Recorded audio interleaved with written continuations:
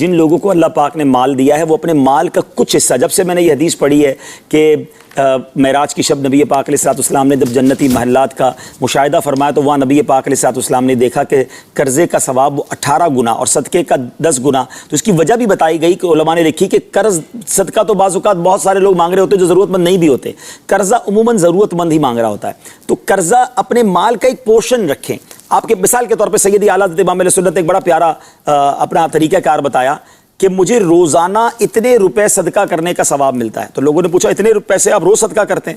تو پھر فرمایا کہ حدیث پاک کے مضمون کے مطابق جب بندہ کسی کو قرضہ دیتا ہے تو جتنے دن کے لیے وہ قرضہ دیتا ہے، مثال کے طور پہ کسی نے 1 لاکھ روپے کسی کو 2 مہینے کے لیے دیے، اب اسے روزانہ 1 لاکھ روپے صدقہ کرنے کا ثواب ملے گا. 2 مہینے بعد پیسے بھی آ گئے، 60 لاکھ صدقہ کرنے کا ثواب بھی مل گیا 2 مہینے کا.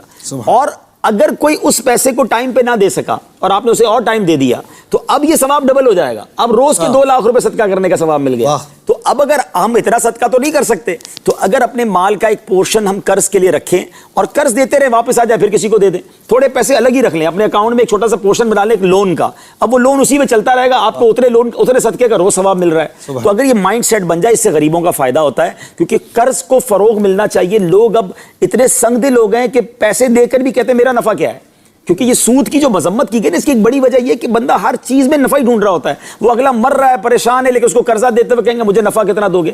تو یہ نہیں ہونا چاہیے، قرض کا ایک پورشن ضرور ہونا چاہیے. اور پھر دوسری بات دیکھیں، اسلام اتنا کمپلیٹ ریلیجن ہے کہ اتنا پیارا مذہب ہے کہ دینے والے کو کہا کہ نرمی کرو، قرض دو، ثواب ملے گا، اور لینے والے سے کہا کہ جب وقت پورا ہو جائے تو لوٹاؤ، نہیں لوٹاؤ گے تو گناہ شروع ہو جائیں گے. روزانہ گناہوں کا میٹر ہوگا. وہاں جو بڑی خطرناک ایک انداز ہے کہ لیتے وقت انداز اور ہوتا ہے، منتیں ہوتی ہیں، سماجتیں ہوتی ہیں، اس کے بعد ایسے غائب ہوتے ہیں کہ نہ فون اٹھاتے ہیں نہ جواب دیتے ہیں، پوچھو تو برا لگ جاتا ہے. تو یہ نہیں ہونا چاہیے. اگر میں آپ کو ایک مشورہ دیتا ہوں، انسان ہے، پریشانی ہو جاتی ہے، آپ نے کسی سے قرض لیا نا، وقت آ گیا ہے اور آپ کے پاس نہیں ہے، آپ اگنور نہ کریں، فون نہ اٹھانا چھوڑ دیں، بلکہ آپ خود چلے جائیں اس کے پاس کہ بھائی آپ کا ٹائم ہو گیا ہے، مجھے دینا تھا، میں پریشان ہوں، مجھے تھوڑا اور ٹائم دے دیں، میں تھوڑے تھوڑے کر کے دے دوں گا. وقت مانگے، فیس کریں.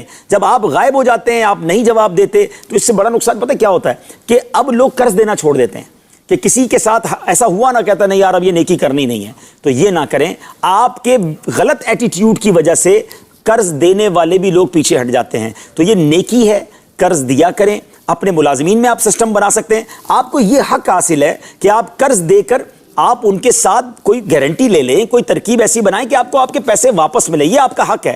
آپ میں سے مثال کے طور پہ ملازمین ہوتے ہیں، آپ کے پاس جتنا بجٹ ہے آپ اپنے ملازمین کو دیں، ان کی تنخواہ سے آپ قسطوں میں لے سکتے ہیں، لیکن اس کا ثواب بہت زیادہ ہے. اچھی نیتوں کے ساتھ دیں، انشاءاللہ یہ ثواب کا میٹر شروع ہو جائے گا.